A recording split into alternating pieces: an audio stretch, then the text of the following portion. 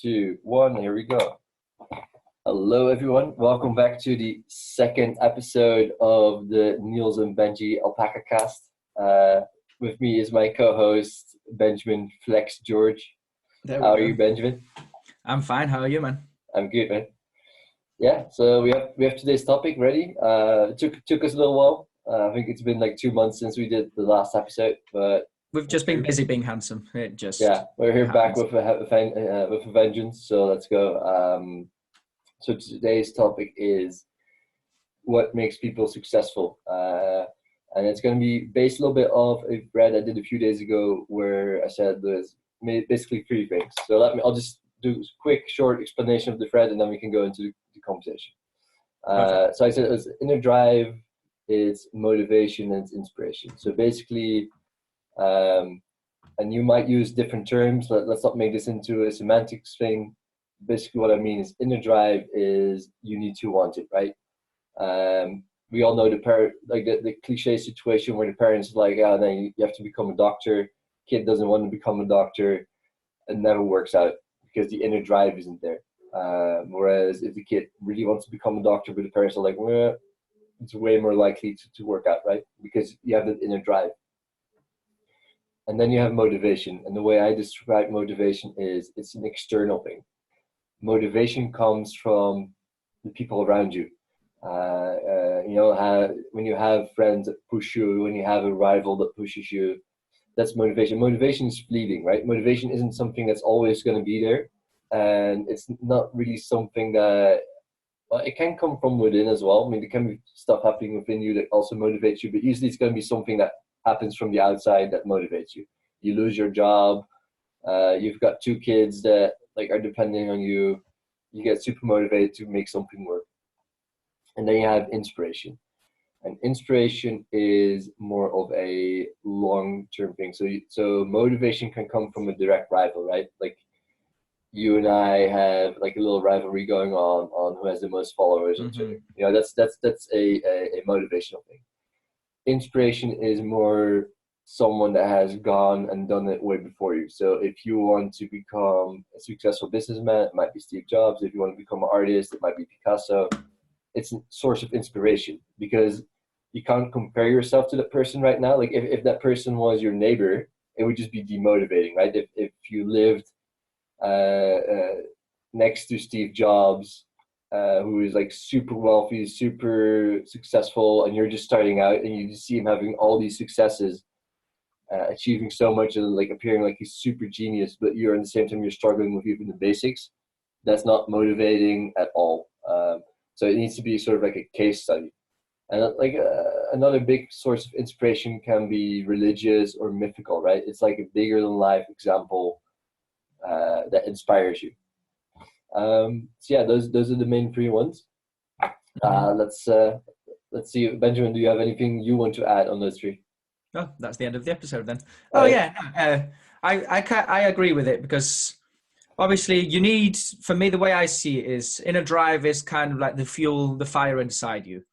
Motivation is, a bit more external maybe, that your environment pushes you, also makes it easy for you or easier for you to pursue that.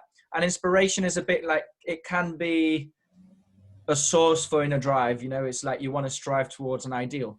So I've always on learning how to tweet, on learning how to write, how to think and stuff.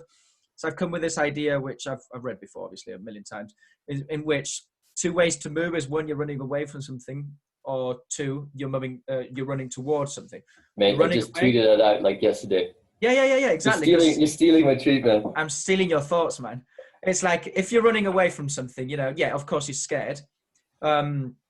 And you will move fast, obviously. It's a fight or flight scenario. You're scared of something from your demons, from, I don't know, external factors and whatever. Obviously, it gets you moving, but you're not striving towards a higher self. You're just striving towards survival. Whereas when you're running towards something as in an inspiration, you are striving for that. I don't know if higher self is where I want to get at, but you're striving for that ideal. Yeah, I mean, let's take the Hollywood cliche, right? When you see people running away from a monster, often they trip, right? Why? Because they're only looking at what they're running away from, so they don't Yeah. know where they're actually going. There is no direction. It's just away from Hmm. something. So yeah, sure, you're probably going to end up in a better place because there's no monster where you're going, but you're not really going anywhere, right? You're just going to Yeah, but go anywhere yeah, basically. because your main goal is surviving, so it's reaching that like kind of like base rate. But then after that, you got to at least refocus, I guess, because you when you're running away from something, okay, I know the metaphor is surviving and all of that, but running away from the demons, running whatever. If you outrun them, okay, you're safe, but you're hiding. But now, what you do Yeah, from there, kind of thing. And I think, like you said here, mentioned like because I know motivation. I know there's a lot of talk, especially online, self-improvement genre, if you want to call it, like motivation, kind of fades off, fades away. Because I mean, and it's true.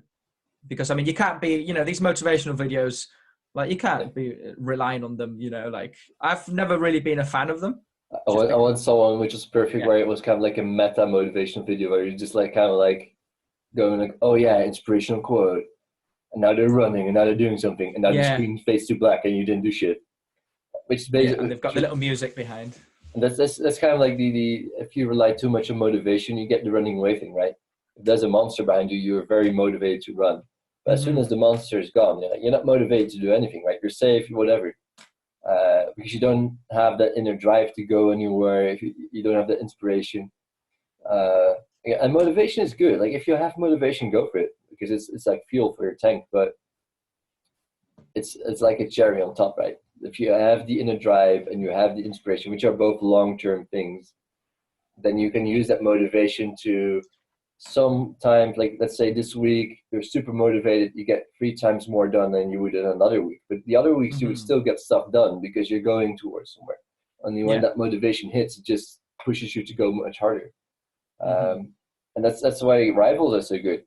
When you look at major successful people, usually they have a major rival. Like it's always Steve Jobs and Bill Gates, or Picasso had Matisse, Ronaldo, Lionel Messi. Messi and Cristiano Ronaldo. They all have Thomas Edison with Nikola Tesla. They all have Mm-hmm. sort of a rivalry, and it pushes them because Yeah. people hate losing, and it makes it more fun. It makes it a game. It makes you motivated, and people want to win. Uh, People want to win more than they want to succeed. So Yeah. you want to have that rival. You want to find someone that's like-minded, that is going in the same direction, and you want to be there before he gets there. Yeah, someone that pushes you, someone, competition is always an extremely powerful force. A healthy competition. I mean, you can, I guess, this competition where you get like obsessed or, can't sleep because of what the other person's doing. I don't think that's a healthy competition, but a competition, where you both kind of like both or more people, kind of respect each other, learn from each other and all of that and push each other, could even be friends, it doesn't really necessarily have to be, someone you don't like or anything, because in the end you have something in common if you're competing for the same thing. Yeah, and it does two things as well. First of all, let me use the example of Matisse and Picasso because art is kind of my expertise. As Mm-hmm. these two men, they pushed each other. There was a period where Matisse was already like a known name because he was part of the Fauvists. Yeah. Picasso was like 10 years younger, so Picasso was still unknown, maybe even a little bit more. I can't remember exactly, but so Picasso was unknown, and then eventually Picasso starts. He makes the Mademoiselle d'Avignon. He starts going to a completely different direction, and this inspires Matisse. Because like in the beginning, Matisse kind of like waves him off, and he's like, "Whoa, shit!" Uh, but then Picasso starts doing Cubism, and Matisse doesn't understand it. But then once Cubism hits, again, it motivates Matisse to step it up the next level.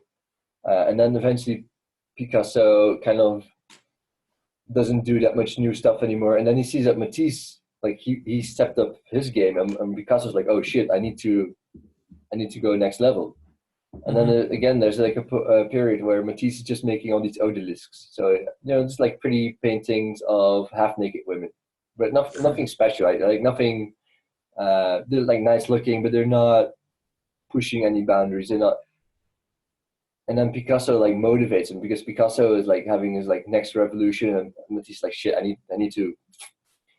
And then eventually, Matisse kind of gets the last say in this because right before he dies, Matisse has like a new period where he just flourishes, where he makes a lot of his most famous works, very simplified but also very revolutionary. And then he dies, and Picasso is left with like, like he tries to one up him one more time, but you see kind of like the last 10 to 15 years, because I believe Matisse died around 54, 55-ish. Picasso died in 73. So the last 15, 20 years of his life, he just didn't do anything revolutionary anymore. And it's not just Matisse. He had other like rivals, competitions as well, and everyone died. Picasso was kind of like last man standing. So you see like the last 10 years of his life, I mean, sure, he was old as well. You can't expect a 85-year-old man to be at the forefront, but you sort of see he loses his edge. Like he doesn't get until, which is funny, like a few years before he dies, he kind of makes a little revival because suddenly he has a huge rival, which is death itself, the ending of his life. So, which motivates him completely because he has that rival. Like he knows that death is around the corner, and it could come to take him at any time. So then, like suddenly he has that rival again, and then you see like the last few years of his life, he's become super productive, and it's sort of the last time he does anything new.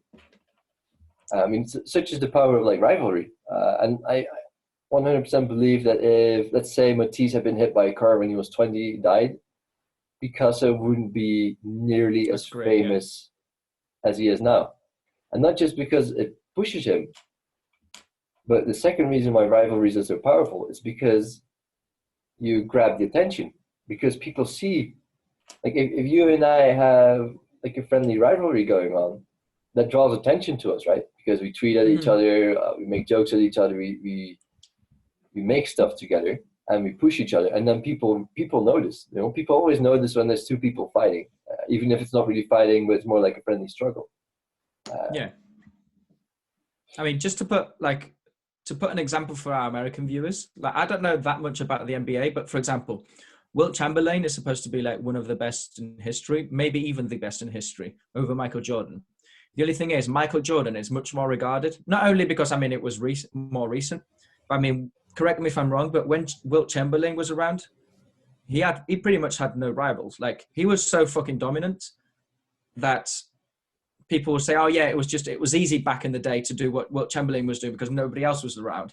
Whereas Michael Jordan in the 90s, there was, correct me if I'm wrong, but like Larry Bird, Magic Johnson, Dennis Rodman, Scottie Pippen, there was like all this great generation of people, and Michael Jordan was the best out of them all, and they're all rivals and they're all competing. And maybe, statistically, Wilt Chamberlain was better than Michael Jordan. I'm just using this as an example. But the thing is, Michael Jordan is seen as the greatest because when there was at the height of the competition of many great athletes and superstars, he was the one on top. Yeah. Also happens. The clearest example is martial arts, right? You could be an extremely good fighter, but the reason why people always think why Muhammad Ali is the best is because he had tough competition, George Foreman, right? George Foreman, somebody else, like he had, and he didn't even win all of them, but because those fights got so much attention because of those rivalries, you just remember them being like super good. Like if you look back at it, like modern day boxers would like pummel him because let's just take like the number one these days, Anthony Joshua. He's like 10. He was like a half a foot taller. He's much stronger. He's like he knows stuff like Tyson Fury, for instance. He's just as fast as Muhammad Ali was. But you'll remember Muhammad Ali because he knew how to draw attention, and then he could also box really well. So and those rivalries helped him draw attention because if you're just like by yourself, like Mayweather, for example, Mayweather's absolutely dominant. Has never lost a fight in his life. Yet people don't. I mean, I'm not a boxing fan. I don't understand that much, but ignoring all of his outside of boxing antics, I think he's not that popular because he's a bit of a dick or whatever. But like, he is not as respected, I guess, as one of the. I mean, people who actually understand boxing, they will tell you he's one of the greatest in history. Yeah. The thing is, who's been a rival for him in the last 10 years? Yeah, Pacquiao, I think he was a rival, but they never really competed until like they were old and stuff. So it's like he's so dominant. I think he's had like 51 fights and he's never lost any of them. You know, Ali lost. Mhm. What's the name? Tyson Tyson lost. lost. Yeah. Mayweather's never lost. Dude's apparently flawless and perfect. The thing is, Mhm. there's no rivals. If you're so dominant that you don't have any rivals that win anything, like, Yeah, it's kind of like, you could have the Lamborghini, but if it's always sitting in your garage, people are mhm, gonna remember the guy driving his like Honda Civic with like a tuned up engine, like a loud noise. Like face to face, the Honda Civic doesn't stand a chance, right? But people will remember it because the guy driving it drives it around the block the entire time, like making donuts going as fast as possible. Whereas you keep your Lamborghini in the garage, mhm, which it's kind of like a funky metaphor. But I mhm, mean, motivation is important. I mean, it is important in that way, but only if you can find a consistent source where you can get it from. And that's why you see rivalries are so powerful because they're a consistent source. It's kind of like a contract that you and the other person make. Like, I'm going to try to outdo you, and you're going to try to mhm, outdo me. And we both have that major inner drive that we're not going to steer away from course. mhm. Because that also happened in the past where you see that once one of the rivals goes away, the other one just like fades away Yeah. because they just need each other. I mean, even in stories and myths and films and everything, like you're only as big as your enemy, kind of rival Yeah. and stuff. Like the reason why, if we go to like Marvel movies and stuff, like I haven't seen them all. I've only seen like I think a third of them and stuff. But like the great films that they all like the Avengers and stuff, is the latest Avengers because of that the purple guy. Like he's like a very good. What's his name? I forgot. So I've only seen the first one, I think. Like I, he's no, but I mean the one who does like the finger thing. I haven't seen past Avengers one, so I've seen like one of them, I think. But anyways, the thing is, reason why everyone loves those films is because the enemy, he actually, I think because I think yeah, I've seen the well, to first one see, because the enemy kind of wins in a certain aspects, but you also kind of understand where he's coming. Like in another story, he'd be the superhero kind of mhm. thing. So it's like it's not some usual film where aliens are going to come to destroy the world and that's it. Those films, nobody. Yeah, you enjoy them for other reasons, but it's not the kind of film that you really really like. Like continuing with superhero movies, like all the Batman films where the Joker, like the Christopher Nolan trilogy. The Joker's excellent, which elevates the film, the story. Yeah, it's true. And Nice. to take the archetypical example, before the Trojan War, I think Achilles, I think it's his mom, which is kind of like who's kind of like an oracle. She Yeah. tells him like, yeah, you basically got two choices. Either you stay home, you get a loving wife, kids, but you'll be forgotten. Like after they die, no one will remember you. Or you go to Troy, you'll die, but you'll become a legend. And it's Yeah. still the same Achilles, right? If he had chosen to not go to Troy, he would still be just as strong, just as good as a fighter, if he keeps up his training, etc. But it's because he has Hector. Like he defeats Hector. He leads the troops several times in several charges, and then he dies eventually once Troy is fallen because he gets shot by an arrow in his Achilles tendon. Hmm. I mean, it's that reason why he is remembered. It's because he did like the major feats. He had the major enemies. If there was no Hector, there would be no Achilles. Hmm. Yeah. So I think we focused obviously on the motivation aspects of it. Yeah. So what do you think about if we dive into either inner drive or inspiration? Well, we're external right now anyway, so let's Yeah. do inspiration first. Hmm. I mean, inspiration is it's kind of like it's kind of like the hero's journey, where in the Yeah. beginning you have like a mentor, someone that inspires you, but eventually you have to kill your heroes, right? Hmm. You cannot become better than Picasso if you're always in awe of Picasso. If everything you do, and like if you're 12 years old and you're starting out in art, it's good to copy, right? I still copy a lot. Yesterday I spent like 2 hours making copies of drawings by Michelangelo. You practice, and it's good to do. Yeah. Eventually, you have to dare to find your own path. So eventually, in the beginning, it inspires you, and it can still inspire you when you're like way down the line. But you cannot be too directly inspired. I cannot try to copy Michelangelo or Picasso or Rembrandt too much, because then I've just become a bad copy. Eventually, you want to keep the inspiration of what they achieved. You want to keep the inspiration of some of the work ethic they had, some of the personal habits they had. But you want to find your own way in that respect. You have to kill your heroes. You have to outgrow your heroes. You have to become bigger than them. And you have to, like, when you die, you have to have the feeling that if you two had lived in the same age, you would have been bigger than them. And that sounds very narcissistic, but that's the way you have to think, right? You have to be like, if Picasso and I were born on the same day and we died on the same day, he would be licking my boots, because I would have squashed him. So that's like where you want to go eventually. But you can only go there if you do the work, if you do the accomplishments, and if you, they're pretty big shoes to fill. Like, you can think about the guy when you want to think about it, but he did revolutionize art in many ways. He did make many major breakthroughs, and you'll have to do the same thing. You can't just be like, oh yeah, no, I'll leave him in the dust. But all he did was like 300 portrait paintings that anyone could have done. Yeah, that's the main thing with inspiration, I'd say.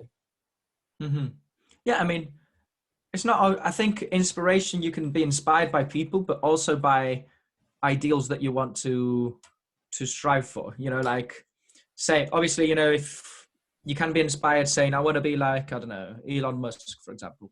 But you can also say, I want to be, I want to, like, the way I'm going at is like these big ideas. Like, I want to, I don't know, change culture. I want to strive to be the best version of myself.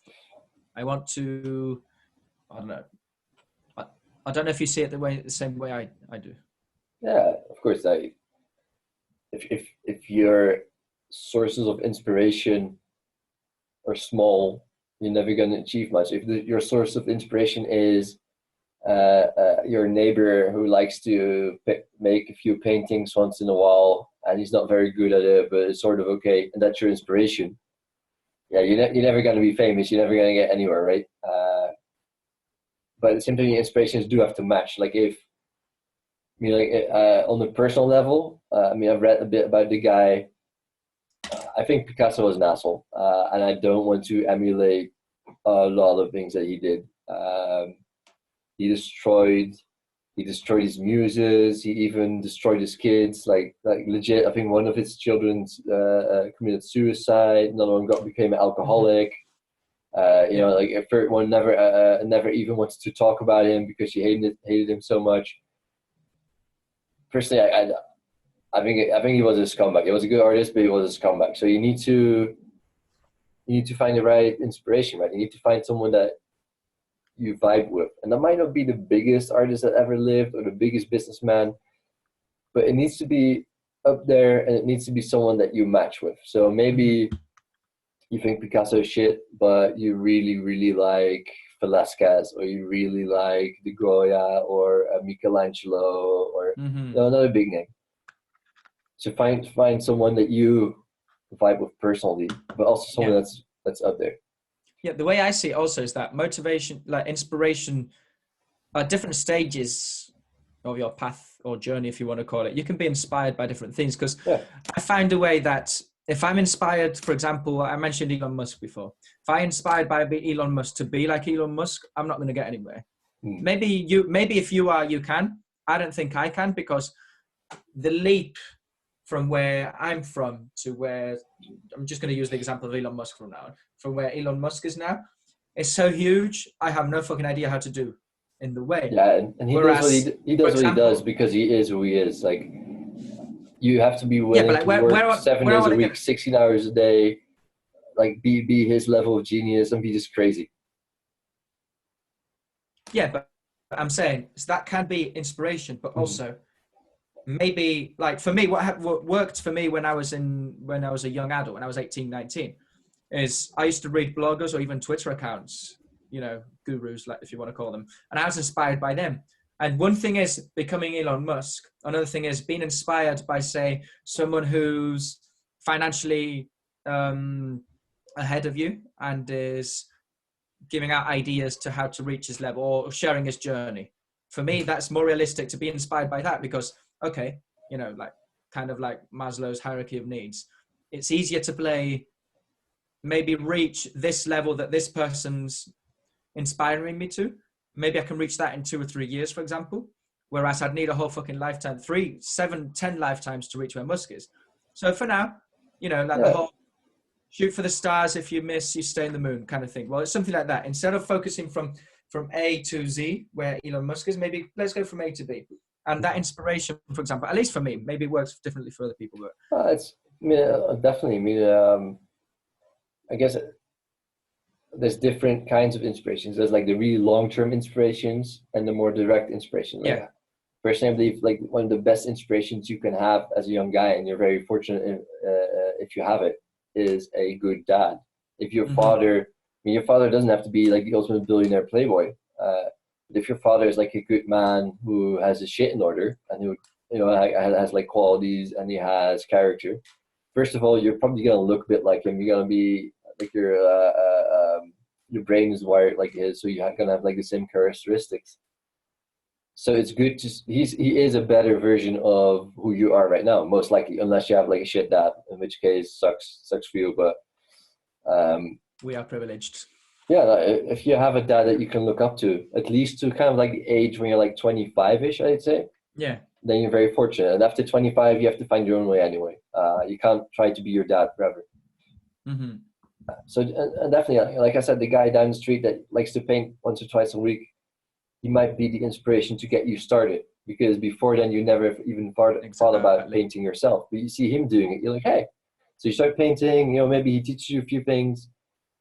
And at a certain point, you're like, hey, wait a minute, there must be more, right? Because clearly, like, it's a nice guy, I like what he does, but clearly his work isn't in the museums, there must be more. And then you start finding your new heroes. So like I said, you need to kill your heroes, outgrow them, perhaps find new heroes until at a certain point you don't have heroes anymore, you have rivals. Yeah, exactly. 100%. I agree with 100% with it. Like, the whole idea for me of goal setting and stuff like that is like you want to have a long-term game that you want to achieve and goals, but the way to do so is like having a few short to mid-term games which are connected, which when winning one and achieving the goals of one sets you right to get the next one and then the next one, and then it's like climbing the steps to reach that longer term plan. So like if you just want to go from A to B, it's impossible because you have no idea how to get there. So you have to like kind of have that intermediate. So when it comes to inspiration, yeah, sure, you want to be, say, I don't know, I want to become Mike Tyson. But yeah, first I'll have to start boxing. I'll try and I'll imitate or be inspired by maybe the best boxer in my gym. And I'll be learning from them. Once I reach their level, even surpass them, I need to go to a bigger gym or to a bigger statewide, whatever, to be able to compete and then reach. You kind of have to go through the first steps. Yeah. Immediate steps. It's one of those things where a lot of people get demotivated, is because they're trying to use what should be a source of long-term inspiration as a rival. It's like they watch boxing on TV and they're like, oh yeah, I should be able to do that. And they go to the gym and they're not Mike Tyson. So they get their head pummeled in and they're like, oh shit, I can't do it. I'll just give up. Whereas if they would be realistic, be like, okay, this is my plan, and then 10 years from now, because right now I'm 12 years old, so 10 years from now I'm going to be just as good as Mike Tyson. Well, you're probably not going to be as good as Mike Tyson because he's exceptional, but you will be a pretty good boxer by then, especially if you do everything right. Who knows?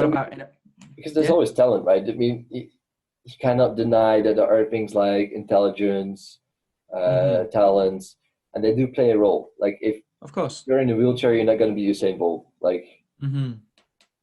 And one interesting aspect of talent is I've lately, since the summer, so it's been like 7 or 8 months now, I've been strongman YouTube, and it's strongman sport is actually becoming more popular. You see it in fitness circles now and stuff like that. And because of these YouTubers, you know, you get like I don't know, like there's 6 or 7 of the strongest men in the world. They're all starting a YouTube channel. You know, one's already got like over 1 million followers. You know, others like the Mountain from Game of Thrones.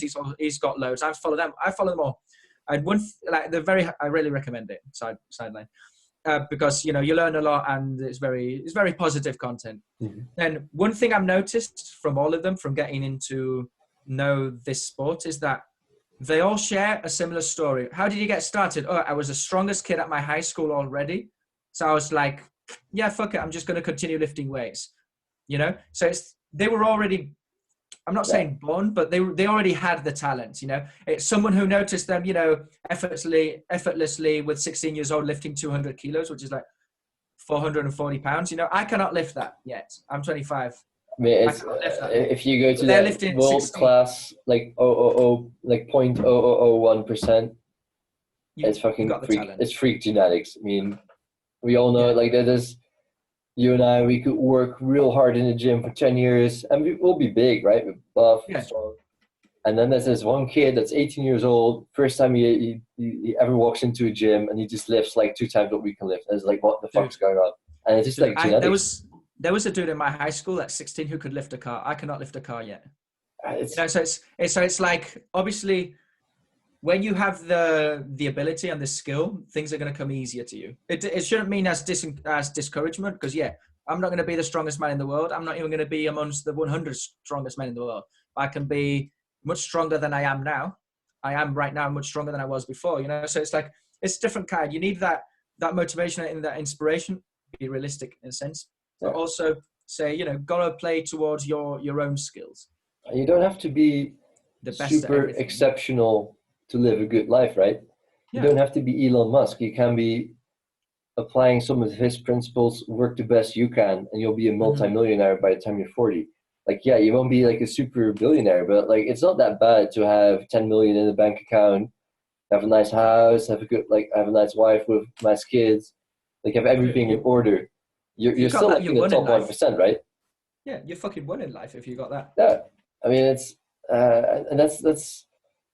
I guess that's why people often get demotivated. They're just so unrealistic. You know, like every little kid starts playing football, and then they want to be Lionel Messi. But I mean, I'm sorry to bring it to you, kid. You're not going to be Lionel Messi. You might make it to the first team of your local club. You might even make it to a higher level. You're going to have a lot of fun while doing it. You might even make some money while doing it. And it will definitely be good for you. It's a good choice for you to do it. But you're not gonna be Elon Musk. You're not gonna be Lionel Messi. Like, you gotta live and breathe. But I mean, that's the thing. It's like, maybe, like, okay, we're talking about success today, but the thing is, for everyone, success can be different. You know, it's like, because I wrote a tweet the other day in which I think people misinterpreted it, but maybe because I didn't write it, I didn't convey the idea exactly how I wanted to. I wrote a tweet in which the issue with self-improvement is there's no end to it.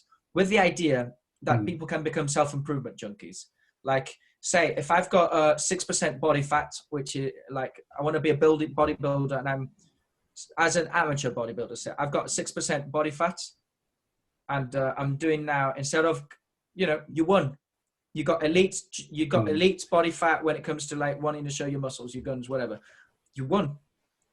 Don't use all your effort now to continue trying to go to 5%. No, maybe focus on something else. That was my idea. But then people had this really good comment on it, which is, a life without challenge is boring, you know, like the myth of Sisyphus and stuff like that. And it's true. You always got to have challenge, but you also, at one step, I think at one stage of your life, you've got to say, okay, I've not maxed out, but if I've got 90% of this skill, of this aspect of my life already figured out, let's go and work on what's maybe at 20%, instead of trying to go to 99% and having everything else like kind of low. And for me, success is becoming that best version of yourself, you know, without going into guru platitude territory. Perfectionism is a form of fear, and there comes a moment where you need to be willing to just go with it. And it's the same with writing a book, right? There's people out there who are working 10 years on the book, and they just keep working on it, keep working on it. Thomas J. Bevan. Yeah, shout out. The same with painting. Like I could still be working on my first painting if I wanted to. Paintings are never done. Like they're the only way you can really say they're done is when the canvas just falls apart because you put way too much paint on it and just breaks. Paintings are never done. You have to eventually reach a point where you say, this is good enough, I'm going to move on to the next thing. And that's where perfectionism becomes fear, because if you reach that point, all right, you know that, like, okay, it's good enough, but you keep working on it, or you don't even reach that point because it's never good enough until it's perfect. That's fear talking. It's you're being afraid of not being good enough. You're afraid of judgment from other people. Like, oh yeah, no, I might have 6% body fat, but my chest could be like 1/2 inch bigger, and my biceps a little bit bigger because now people might still think I'm small or imperfect. It's just fear. So once you're very good at something, and if you want to be the best at it. Sure, like that. Don't let yourself be stopped, but realize, why are you doing it? Are you doing it because you just think it's fun to do and you want to be the best at it? Do you do it because it's very profitable, or do you do it because of fear? You keep trying to improve your body because you're afraid to actually go out and talk to a girl, because actually the only reason you ever started weightlifting was to get a girlfriend. But like, oh yeah, no, my biceps are only 26 inches. They need to be 28 inches because otherwise girls will never love me. It's become fear. And your problem isn't with how big you are. Your problem is inside. You've spoken about lifting, and I've come to like explain, for example, with examples. Well, we were talking about inspiration before. My main goal, my main inspiration for when I started going to the gym was to be more attractive to get girls. Like, there's only two motivations to ever start in the gym. Either you're getting picked on, you want to get bigger, or you want to get more girls. You want to get more girls. Then when I reached that stage where I could, inspiration changes, because now all of a sudden, it's now the inspiration for me now is, well, it's a form of meditation. It's a form of discipline. It carries on to everything else. I now want to, like, I was always wanted to get bigger. I never wanted to get that stronger. Now I'm motivated to get in higher numbers in my squat, my deadlift, and my overhead press. So inspiration changes. Soon my inspiration will be, this door is still too big. I do not want to fit through the door. I want to be that big. So it's like inspiration kind of changes. And it's something.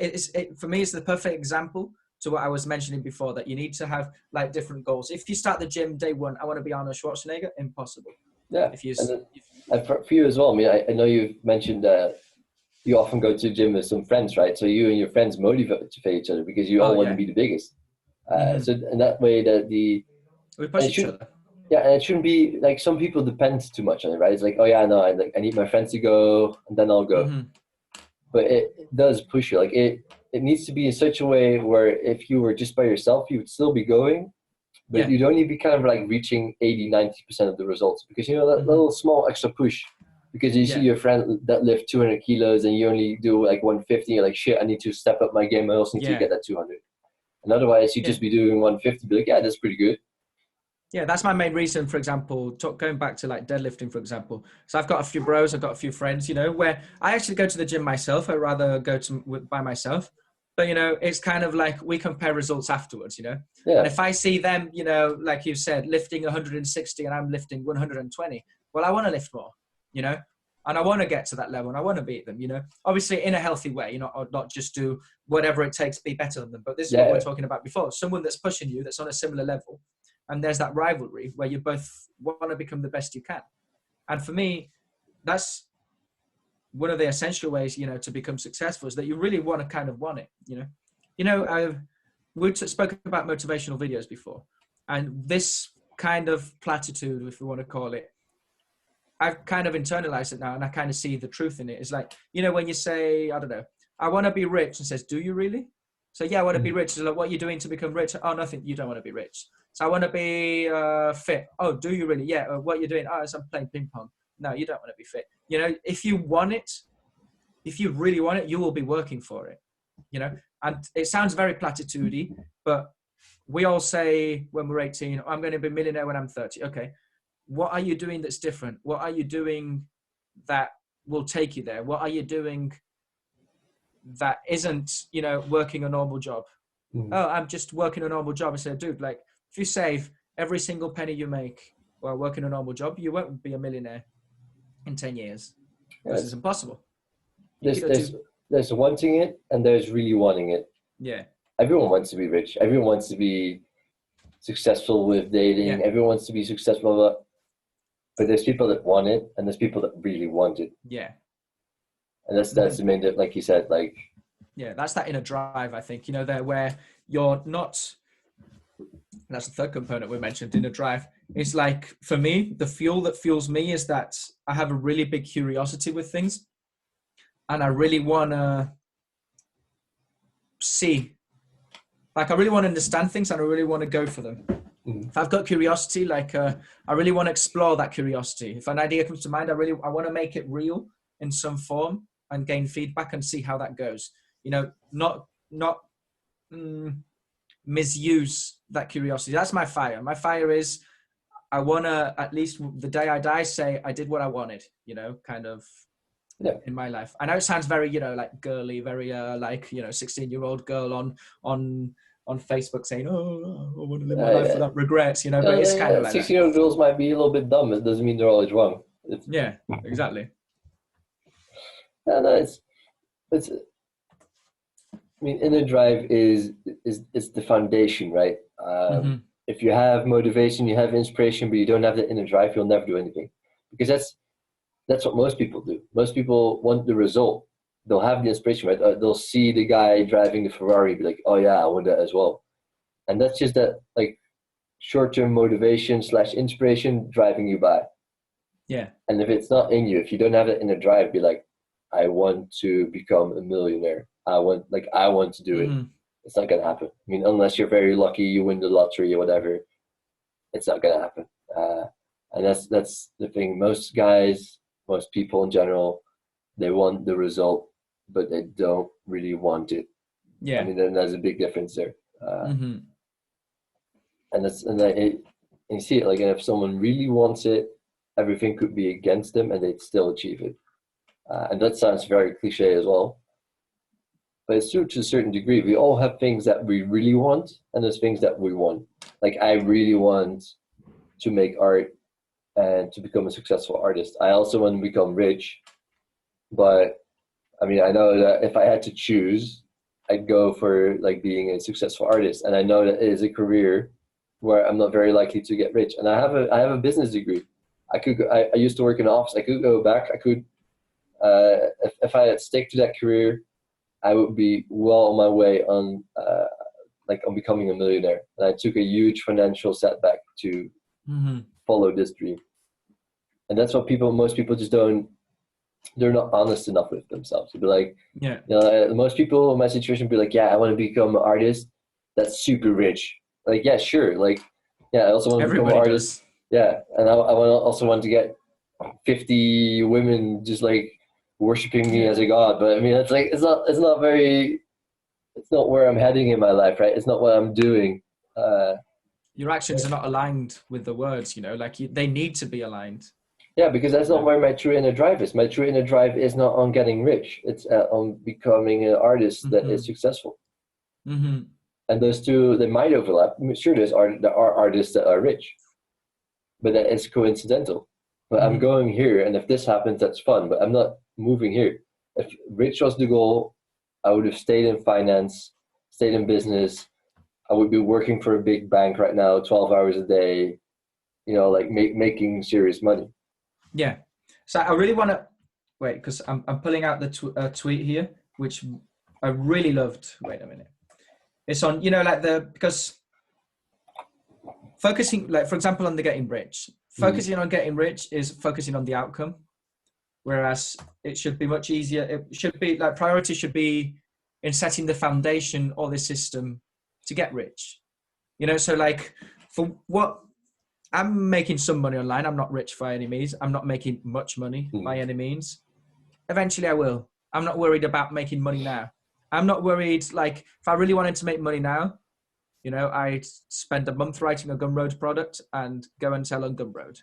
But then maybe I'm wrong about it, you know, maybe I'm ignorant or whatever, but what I'm focused on online is learning skills that take years, just trying to learn them a bit quicker, you know, gain more feedback, and use those skills eventually. You know, that skill stack that Scott Adams Yeah. mentioned, and then eventually use them, pursue them, have them compound a bit.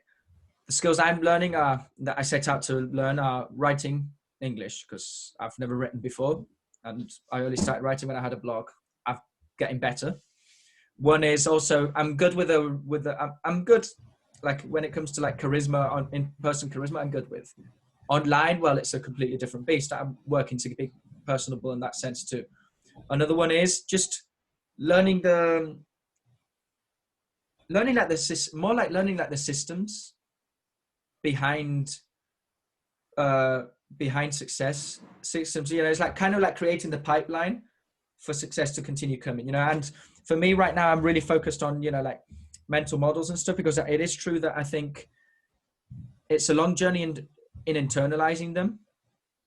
But once you've, like, for example, I don't know, compound interest, how compounding works in real life, power laws, different mental models, like focusing for optimization for return of investment, things like this, which in turn lead for better decisions, which in turn, maybe in 10 years time, I will be a millionaire, for example. Yeah. You know what I mean? It's focusing on getting everything ready, at least the foundations ready, to achieve that later. You know what I mean? There's the vague long-term goals, right? It's like, I want to get rich. And let's say you really want to get rich. Yeah. There's a million ways you can get rich. And rich for you is not the same as rich for me. Like, yeah, your idea of rich might be a millionaire. My idea of rich might be have 8 kids. The different ways of filling in that vague goal. And even if you and I both have like a monetary goal, right? We both want to have a lot of money. That doesn't mean we have to do the same things, right? You might be building yourself to become like an entrepreneur, long-term businessman. I might just be trying to cash out as much as possible and Exactly. or get like a career in banking. Like, both ways, you're gonna get pretty rich. If you become a successful banker, I mean, that's also some serious money. Yeah. There's different paths. Yeah. Same goal, different paths. I mean, and that's like, you have like those vague goals. I found the tweet I was mentioning. This Yeah. was from. Yeah, no, it's because I didn't see your face moving, but then the sound came. I found the tweet I mentioned before by Dennis. It's Dennis Michael Hines at Hines DM, Yeah. and he says it's a really good tweet. I was the first one to retweet and like, and now it's got 350 likes. It says, realize the difference between outcome and behavior. Lose 20 pounds is about outcome. Better nutrition is about behavior. One is goal driven, the other is system driven. Over time, a system is more likely to be sustainable. Play the long game. I absolutely love this tweet because it's just the perfect example of goals versus systems. I've been trying to, you know, when explaining goals versus systems, I couldn't do a better job at condensing it in one idea. One is this: if you want to lose the kilos or the pounds, that's the outcome. If you don't reach it, you've failed. You know, for example, if you want to lose 20 pounds in 3 months and you only lose 15, you're not as happy because you didn't lose 20.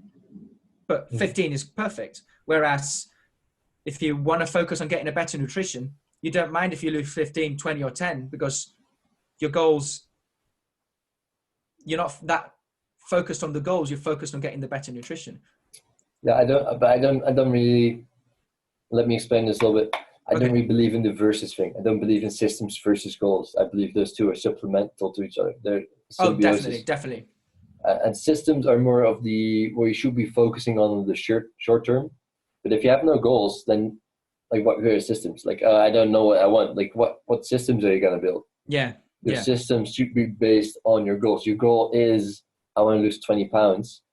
So your system makes you go there. And what then it says, especially in the short term, systems are way more important because losing 20 pounds, that's dependent on different things, right? Stuff might happen. You know, like someone in the family might die. Your goals are going to be pushed a little bit back for a while. But if you have the proper systems in place, you'll still keep eating healthy and still keep going towards your goals. So I think the combination is crucial. It's not a system versus goals thing. It's a system times goals. Yeah, yeah. It's like goals have to be that kind of like motivation to setting up the system. Like eventually, I will want to lose 20 pounds. So, but I want overall maybe. I think also systems. Um, Focusing on building systems also, I think it leads you to be thinking in more holistic and bigger goals. You know, like if you're thinking of losing 20 pounds, it's just losing 20 pounds. Whereas if you're thinking on nutrition, maybe you're thinking in overall health, longevity, fitness, you know, it's thinking in bigger goals, which are a bit more abstract than they're not as quantifiable. So maybe that goal is kind of intermediate in It's which to use it's a nice way to have. to use Scott Adams' terms, like a good systems will lead to a good skill stack because you're systematically approaching something and you realize like, oh, hey, I don't just have the goal of getting rich. I have a system. And Yeah. like somewhere along the way, I realized like, oh, if I want to make this money, I need to learn SEO. Okay. So you get a little new skill because you follow the system, right? And then you realize, oh, I also need to learn how to write copy. So you build a skill stack that drives you towards your goal because you have those systems. And if you had no systems, you'd just be flailing around trying stuff. You know, they're like, oh yeah, let's go online and see if I can make money online. Oh, I don't know what I'm doing. I'll just try to find something else. So systems lead to skills, which lead to your goal. Yeah, 100%. Also, I think because going back to the idea of compounding and power laws and stuff, because I personally place such an importance in that is because these things take time, if you focus on getting the system right, getting the skill stack, you know, having long-term goals that span to 5 years, you know, not just like, I want to make $1,000 this year, for example, or this month, which I'm not hating on. I don't want any guru watching this saying, oh, you're just a poor guy, you know, talking about money. There's nothing wrong with short-term goals as well. Yeah, it's just, it's not for me personally. You know, I don't want to be, never mind. Because the idea of compounding is for me is very important. It's like everything now is planting seeds for me. It's planting seeds, expecting that they will grow in 5 years. But when they grow, they won't stop. Yeah, you know, that's my idea. This is something that most people don't realize, right? When you see someone, let's take Mark Zuckerberg. He became a billionaire at age 27 or something. Yeah. So people only see his path between setting up Facebook when he was 21 until like 5 years later he becomes a billionaire. Yeah. What people don't see is that little 12-year-old Mark Zuckerberg working on his skills in coding. I don't see 16-year-old Mark Zuckerberg, you know, learning about advanced algorithms so he can do certain things with his computers. There's like years of work in the making. So when you see a early success, when you see Mozart make his own symphonies at age 16, you also need to see little Mozart that's only 2 years old and his dad already puts him behind the piano like 6 hours a day, like practice. Like success usually only comes after like 5 to 10 years after you start building your skill stack. Yeah. And you have to put in some serious work, like more than just like an hour a week. You have to like work at it like at least 10, 20 hours a week for years. And I mean, when I say 10, 20 hours, I mean, most people, they don't do focused work for more than 4 hours a day. I mean, sitting behind the computer doing repetitive stuff for 10 hours a day, that's not learning new stuff. Yeah, I mean, didn't Sinatra, for example, practice his singing 10 hours a day, even when he was successful? You know, it's like, it's the whole just continue, you know, I know it might be a bit rich, both of us, you know, talking about success, because maybe someone listening to this will be like, well, who the fuck are you two, you know, kind of thing. But I think in certain aspects I am successful, maybe not in others, you know. If I compare myself to others, you know, anyone with a job is basically beating me. So I mean, like, you know, it's also a very personal thing. And it's, for me, like the way, like I said before, success can vary for each person. But for me, it's just, if you were, you know, you're born with a set of cards and it's trying to get the most out of them, kind of thing. Out of the game of life, you're trying to get the most out of them. And for me, it's like, at the end of the day, maybe, you know, I'll try to become an artist and I'll die a mediocre artist, but at least I tried. I, you know, I mean, my personal experience is also very much, I forgot the right word, but it's because I made like the big decision to make the complete career switch like 2 years ago. And sure, like I started drawing and painting about 4.5 years ago. yeah, So sure, like those 2.5 years, I was already building up that skill stack. But 2 years ago, I made like the big decision, like, okay, I'm gonna change everything around. yeah. And only like now, like 2 years later, are many of those things starting to get momentum. And it literally took 2 years. That's the idea of compound. Yeah, and Compounding. now like I might get my first gallery to exhibit, like proper gallery to exhibit me. It took me 2 years.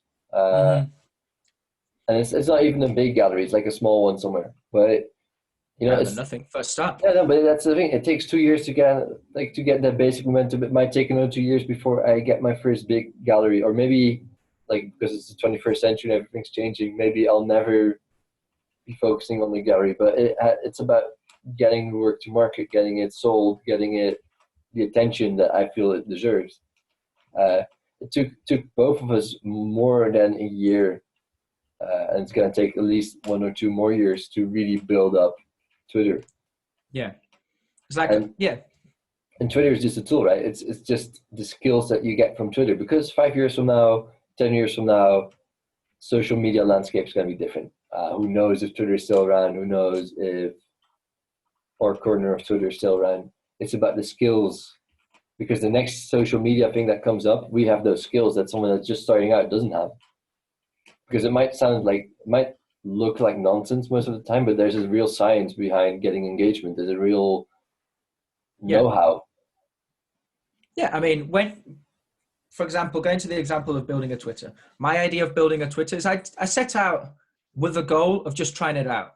I had a few ideas on how to grow a Twitter, so I said, well, I've got these ideas, let's try them out. Let's grow my own Twitter. And, I think I've been fairly successful in that. I expected to gain a follower a day for the first year. And after a year and a half, I've got like 6,500 followers or something like that, which, if I set out the goal to set 100,000, I'm failing. But I set out a short goal, because I didn't really have that much of a big goal. I also had the goal of setting up my site because I wanted to learn SEO, wanted to learn how to build a site.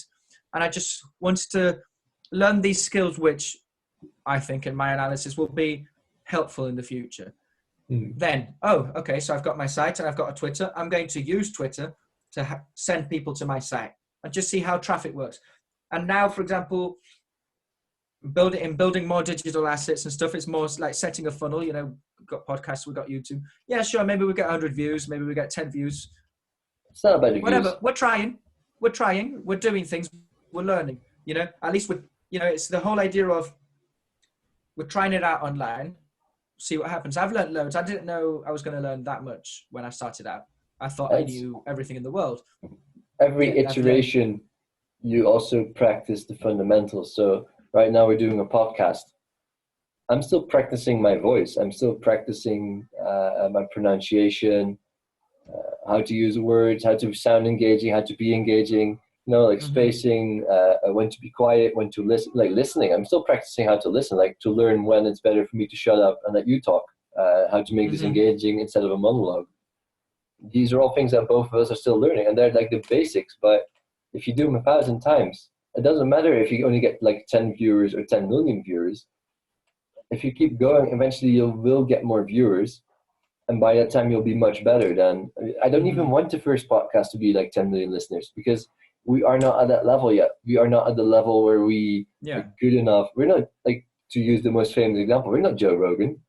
Yeah. We're not as professional as him. We don't have the studio. We don't have the skills, the basics, the calm for confidence that you only can get from having done 500 podcasts before. We don't even have the experience or the knowledge, like what are you going to call a 25-year-old or, in my case, what are you going to call a 25-year-old to talk about, Oh yeah, shit person on Twitter, no. But I mean, all of these lessons that we're learning here, there's the way I see it is that there's many transferable skills, which at least I think the core and the basics, as in, for example, if you're a super athlete at the NBA, you will have an advantage if you change sports versus someone who's never done any sport. Yeah. Not much advantage because you still got to learn. If you're going from the NBA to playing soccer, football for the Americans, for the rest of the world, I mean.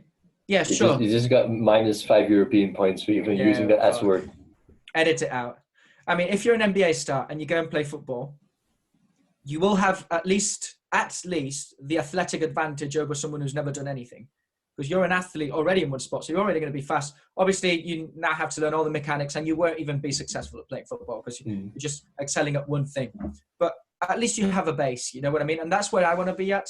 I want to be at a place where I've got the base, I've got the skills, I've got the characteristics, I've got the knowledge, which are transferable, which can be leveraged, and just be open to opportunity. You can't wait for opportunity to present itself if you're not constantly ready to jump at it, kind of thing. Yeah, look at this conversation, right?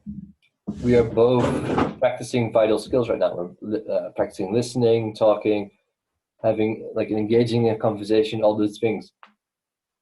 That's definitely going to help you when next week you have a job interview, or when 2 weeks from now you have a date, because you use those same skills in a different setting, but you use the same skills. So if you do this every day for a year, and you practice every day, like your dates are going to get better, your job, like your work is going to be better, people are going to like you more, you're going to be better at engaging people because you just practice. And like having a conversation might sound so basic, right? So simple. But we do it so much on the autopilot that we just don't practice it anymore. Most people don't practice this. They have the same conversations they were having 10 years ago. They're like 10 years ago, they were wondering like, hey, why can't I get anyone to pay attention to me? And today they're still wondering the same thing. 10 years ago, I wondered like, hey, why when I am in a group setting are people generally not listening to me? And there's a few reasons, like a few things I can't do that much about. Like my voice kind of drowns out in the background in the noisy settings.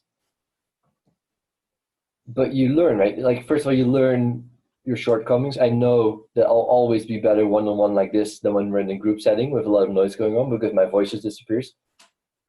But also I have learned to become more engaging. Like if I need to get attention now, I can do so 10 times better. I'll never be like the super orator, but I will get attention 10 times faster now than I did 10 years ago. Because I was always thinking like, what am I doing wrong? What can I do better? Whereas most people are just like, hey, why are they not paying attention to me? Are they stupid or something? Yeah. It's always basics. Yeah, 100%. It's like a lot of what's called, I know it's become almost like a buzzword, but lateral thinking. The way I understand lateral thinking is that there's an underlying core and set of principles behind everything, which once you kind of become familiarized in how to identify them quickly in a field, in a skill set or whatever, you're not starting from zero. You know what I mean? And I think there's basics in what's communication, which then carry on to charisma, carry on to, if you're a good communicator, you can get the job you want, you can sell, you can get whatever you want because you're communicating effectively and you're charming and you can get people to, you know what I mean? And that then carries on and builds on. So it's like, the way I see it all is just, one reason, for example, in which I started everything online is that there's nothing to lose except time. There's no monetary loss in this, or hardly any monetary. Build a site cost $100 a year. You know what I mean? I'm not setting up a business, spending 20,000 on rent and buying all the machines to set up a bar, for example. You know what I mean? And there's only opportunity cost in this. And the way I see it is, the way to learn for me is via trial and error, gain feedback, and iterate, and continue trying. For me, failure is just not enough iteration. I know it sounds very platitudey, but I really believe so. In which, if you want to get good at something, like that famous quote from Bruce Lee, I fear the man who's practiced the same kick 1,000 times. Why? Because he knows how to do that kick very well. Well, it's exactly the same. It's setting out to learn a few skills and just continue practicing, iterating, trial and error, getting all the feedback. Like the main thing when people say like don't go to college is bad. just depends. ignoring the cost, right? Because we both live in Europe, so we don't have that same high cost issue. Yeah. The main issue with college, I think, is you do a course, right? Let's say you do social psychology. You take a course and you're done with it, and you never do anything with it anymore. I had to learn like another language in my college, so I took German, which I already kind of spoke. But like I do nothing with German. My German is just as bad right now as it was before I took that course. I mean, I'm okay with it, but that's purely because I'm Dutch and I can kind of sort of fill in the blanks with Dutch words. Mm-hmm. But it's useless. It's useless because it doesn't teach you to iterate. It doesn't teach you to keep doing those basics, those fundamentals. And every field has fundamentals. And if colleges were really like about learning, they would be about teaching you how to do those fundamentals well and repeating them, and then let you figure the rest out by yourself. Maybe unless you want to do like high level physics, social psychology, all those things, they're always based on a few like everything human related is always based on a few fundamentals. Mm-hmm. Basic conversation, basic influencing each other, using techniques, using being like generally interesting, knowing how to listen. Mm-hmm. Being a good psychologist is like 80% learning how to listen. I do hypnotherapy. It's 80% listening. People always think like, oh, you have to have the skills unlocked. No, like you don't even have to be that good at the skills as long as you know how to listen. Because if you don't listen, you're not even gonna find out what the problem is. Because so many people, you'll walk in, you'll say 5 things, and like in my head, I'm not even really listening. I'm just like, oh yeah, he has this and this and this. Most of the time, you're wrong. Like usually, there's a different cause. There's like a deeper lying issue. But you have to listen, and you have to like keep listening. And then another point, something that both of us still have to learn a little bit is not to get off track, because we're slowly like moving away from the subject. Yeah. And we're probably gonna make this episode too long if we keep going. So I think we should. Yeah. I mean, to recap, we've spoken about success, like common aspects of successful people being inner drive, motivation, and inspiration. We've spoken about what, like, for example, when you're inspired, you can have different kinds of inspiration. When you want to be successful also, it's like you can have a really long goal, but you have to have like shorter term goals to achieve them. And focusing on systems versus goals, for example, I think it's a very all around, it's a very focused, even though we've gone a bit off topic, the core topic of being success. But yeah, but it's like, I don't know, I've really enjoyed. Yeah. I've really enjoyed it. And it's also, for the people listening to this, watching this, it's also a way for Benjamin and me to learn as well. Like we also, it's a great way to learn is just by speaking it out loud, right? Most of these things might be in the back of your head, but you never really think about them, so you don't do anything with them. And then we have this conversation, which is as much for us as it is for you. And we both go, like I'll press stop recording in a bit, and we both have learned something new. We've both cleared our mind a bit because we also have stuff going on in our life, right? Not every day is as efficient. Today, I've been very efficient. Yesterday, I didn't do that much. So, I mean, this also, for me personally, helps me keep it clear. Like, oh yeah, wait, shit. I need to work on my systems more, because I might have the motivation to do it. I might have the drive, but I just get lost a little bit in the distractions of my daily life. And I need to get my systems more clear. Yeah. So feedback is always important. Yeah. And it keeps you, and it's like one final thing I'd say is with the rival thing, find someone that is trying to do the same thing you're doing and keep each other accountable. I mean, the two of us, we kind of do this as well, right? If I'm currently in the process of building a website. If my website is not up and running in 2 weeks, I mean, I know you're going to laugh at me and call me a loser and a fraud, because I told you I was going to do it and I didn't do it. So that's like an extra motivation for me, keeps me accountable. And that's another thing that I'd say, a friendly rivalry, because what you'll usually see is even if rivals aren't the best of friends, they have respect for each other. And sometimes they are actual friends.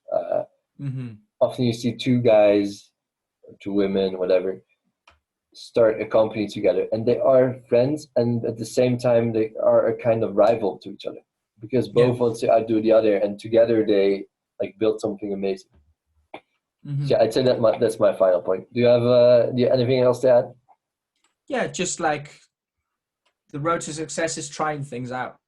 Like I'm not going to be the 25-year-old guy lecturing everyone on how to be successful. I'm still trying to figure out myself. Yeah. But the way I see it for me personally is trial and error, try things out, gain quick feedback, and with feedback, try again, maybe in a different way, and just continue that process, iterate as many times as possible until you've got something, until you find something. For me, that's the key. I'm probably wrong. I'm still young. So we'll see. Right. It's much about us as it is about the listeners. So, I mean, if it works Yeah. for us, it works for us. Yeah, exactly. Anyways, thanks for having me, Niels. Well, I mean, I'm not really having you, right? It's just it's a mutual podcast. So, Yeah, fuck. Yeah, I forgot was about that. The it Smart and Handsome podcast. yeah, smart and handsome? Was it handsome and smart? I can't remember. It was No, smart Smart and and handsome. Handsome. Yeah, Yes, smart and handsome. I'm the Smart and Handsome, and you're my co-host. Like who's the smart one? Who's the handsome one? That's the eternal question. Yeah, exactly. Yeah, so this is how professional we are. We forget the name of our own podcast, which we can do because we only have like at best maybe 50, 100 listeners. If we had 10 million listeners, we would have to do this all perfectly professionally, Fuck. which No we'll way. eventually do like next year when we have those 10 million listeners. So Exactly. When we have the 10 millions, we'll just talk in platitudes, bite-sized chunks, you know. yeah, and cold showers. Yeah, exactly. So that's it for today. Thank you for joining us. Thank you for bearing with us all the way to the end. Hope you learned something. Thank you, Benjamin. Thank you, Niels. See you next Bye-bye. time. Bye.